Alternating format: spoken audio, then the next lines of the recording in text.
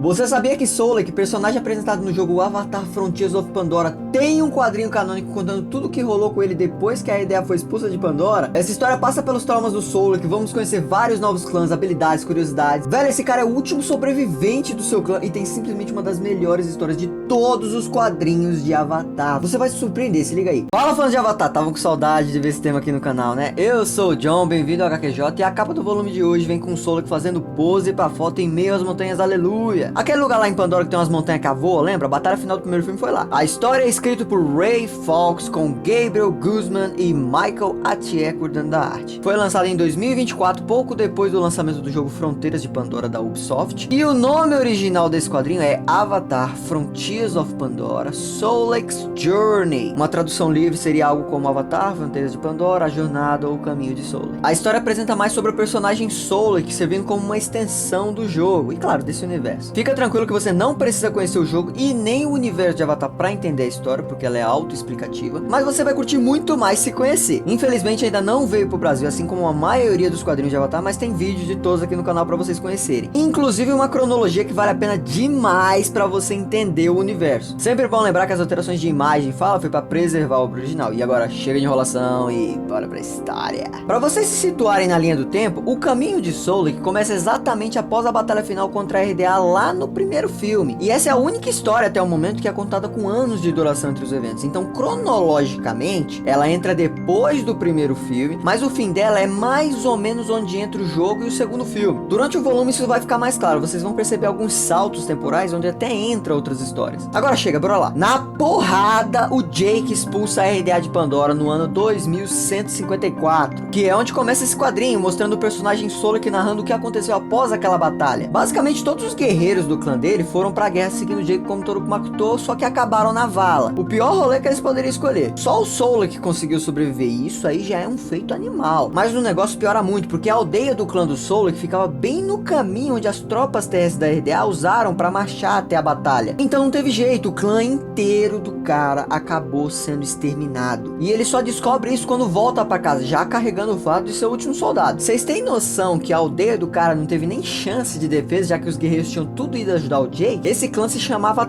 Trong, não faço ideia como se pronuncia. O coitado fica devastado, andando pelo que sobrou ali da aldeia, lembrando da galera, a música, a casa dele, pá. Até que ele resolve sentar pra meditar e tentar digerir aquela nova realidade. O cara simplesmente perdeu tudo de uma hora pra outra, velho. Ele chega até a comentar que os sons da floresta eram diferentes por conta das árvores caídas, os galhos e tudo mais. Pra vocês terem noção do quão perturbado ele tava, ele fica toda hora tomando uns flashes da guerra contra a RDA. O mano tem até um ataque ali de ansiedade, velho. E o coitado fica pensando que aquilo pode ser uma nova arma da RDA, porque ele nunca tinha sentido aquilo e tal. Tadinho, cara. Esse começo já mostra claramente ele com estresse pós-traumático. E aí aparece uma mocinha do clã dele pedindo ajuda. O nome dela é Tishuratri. Não sei se eu tô pronunciando certo, é uns nomes muito difíceis. Mas ela tá com um estilhaço de ferro cravado no meio das costas, cara. O Solek até fica feliz de ver amigo, mas quando ele se toca do treco preso, ele já corre pra Árvore das Vozes. Assim eles podem ter algum tipo de orientação sobre o que fazer. Tem a Tsahilu, que é o nome da conexão pra quem não lembra, e o Solek pela primeira vez vê um cara chamado Hanutuon. Meu irmão, eu tinha esquecido como é difícil o nome do povo em Avatar. Vamos chamar esse cara de Han, tá bom?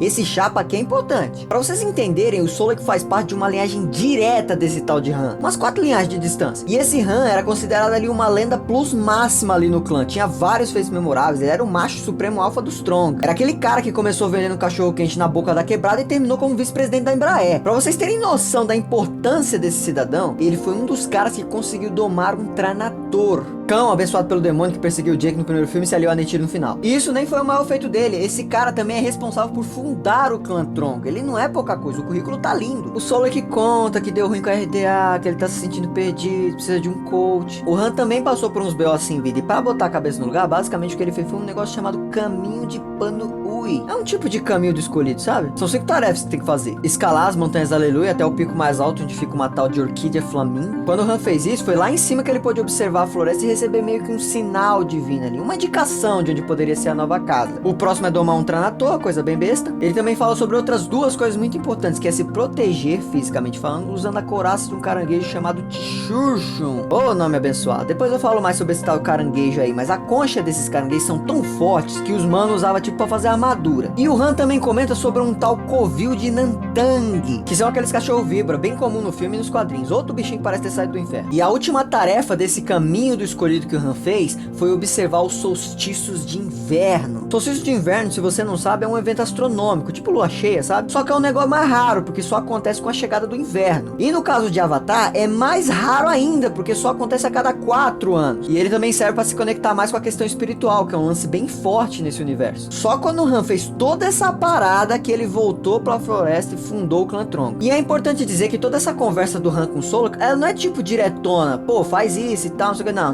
Não é assim. Na verdade, o Solo tá desesperado por respostas e o Han tá meio que na paz de espírito, só contando como funcionou a história de vida dele pra sair da escuridão, que era um negócio ali parecido com o que o Solo que tava sentindo. Por isso que quando o Solo que desperta ali da conexão, ele continua cheio de perguntas, e o pior, ele percebe que a amiga dele não resistiu aos ferimentos.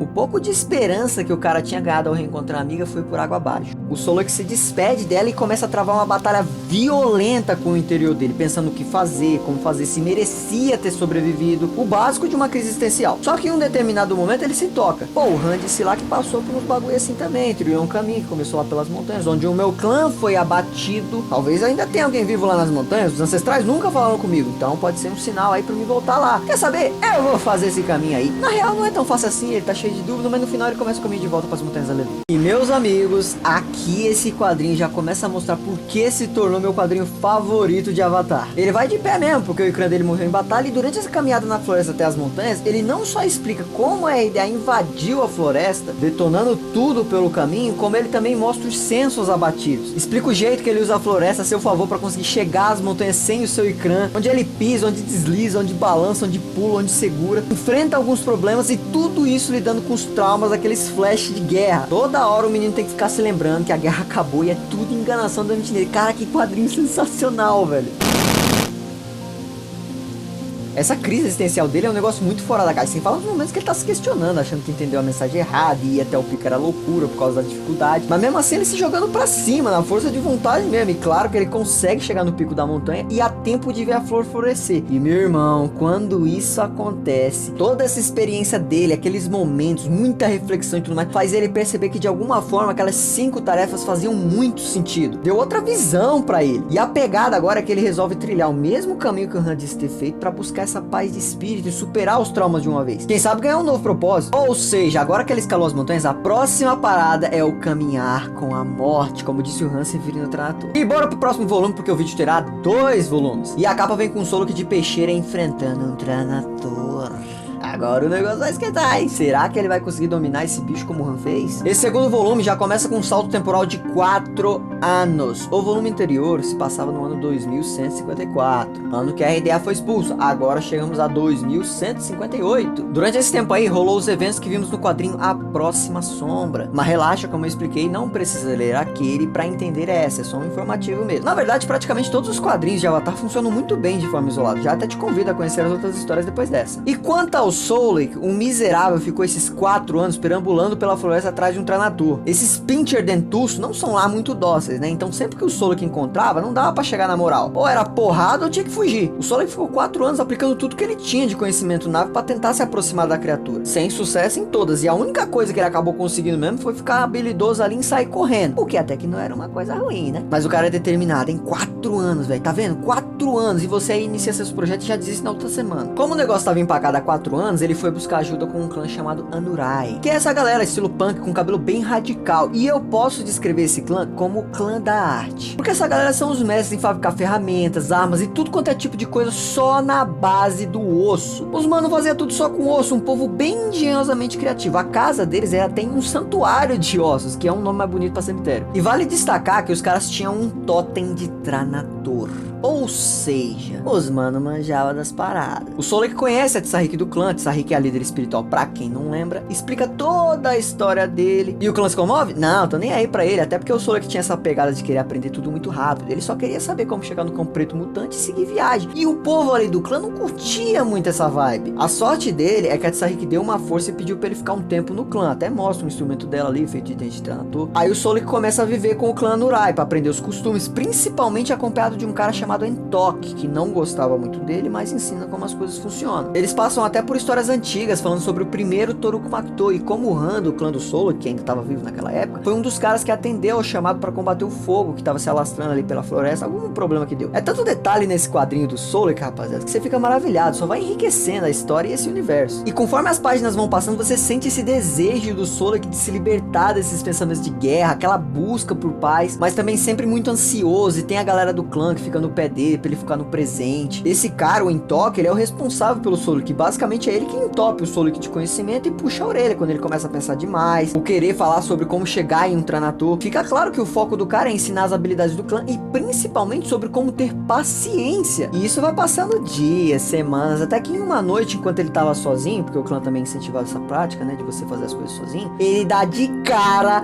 com um Tranator ferido e outro prestes a atacar. Cara, ele já se joga em defesa do ferido, nem hesita. E nessa hora eu já saquei tudo. Pô, ele vai defender o bichinho e vai pegar a amizade. Mas não é isso que rola. Rapaz, o Solek ficou 4 anos nessa brincadeira de correr e lutar contra um Tranator. Então ele tem as manhas de luta. E vocês não estão entendendo quando eu falo que ele tem as manhas de luta. Ele consegue até prever quando coisa vai pular e atacar ele.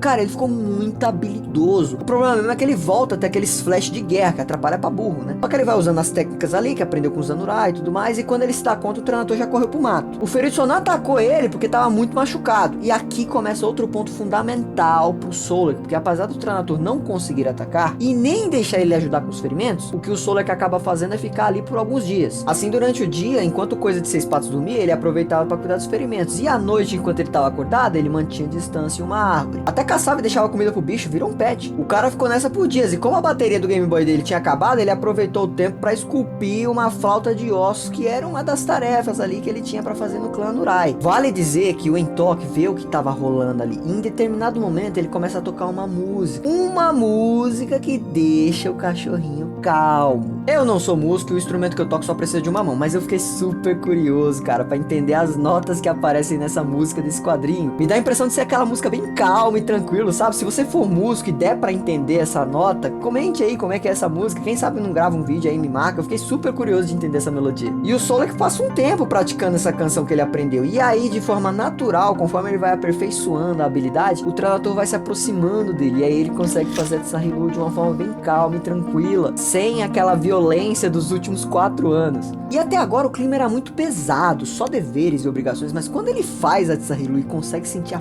força do Tranator, é um momento muito único. Você fica feliz pelos personagens e a energia que ele consegue passar nessas páginas é muito incrível. Eu fiquei só imaginando ver isso no cinema. Esse momento também ajuda a reforçar que o Solek tá aprendendo cada vez mais a lidar com esse medo e a ansiedade que ele vem enfrentando, deixando essa fobia de lado, sabe, pra ir mais devagar até chegar nesse momento incrível. Logo depois disso, e principalmente por ele soltar o Tranator de volta à natureza, o Solek é recebido como um novo membro do clã Anurai. A Tsarik até mesmo oferece um lugar pra ele, avisando que aquela paz que ele buscava poderia ser encontrada ali. O Solek ganhou uma nova casa, pessoal. Vocês estão entendendo a importância desse momento? Se a história acabasse aqui já seria incrível, mas tem muita coisa ainda pra acontecer. E ele queria demais ficar por ali. Só que apesar do convite, ele recusa pra seguir o caminho do escolhido. Faz isso até com tristeza, mas a Tsarik acolhe ele e ela não só entende, como ela fica feliz por ele e dá uns conselhos finais antes dele se despedir do Entok e seguir viagem. Mais um degrau concluído. E a próxima parada é aquela tal coraça de caranguejo. Mas vocês só vão ver isso no próximo vídeo, onde o Solek vai conhecer o clã dessas armaduras de caranguejo, novos aprendizados, mais da cultura nave, problemas, missões, crises e uma revolta. Será que o Solek vai conseguir concluir todas as 3 tarefas? Será que de alguma forma ele vai preservar a memória do seu clã? Ou será que esse caminho não levará a nada? Se quiser ver mais detalhes dessa história ou deste capítulo, não deixe de apreciar a obra original, já que esse vídeo foi aquele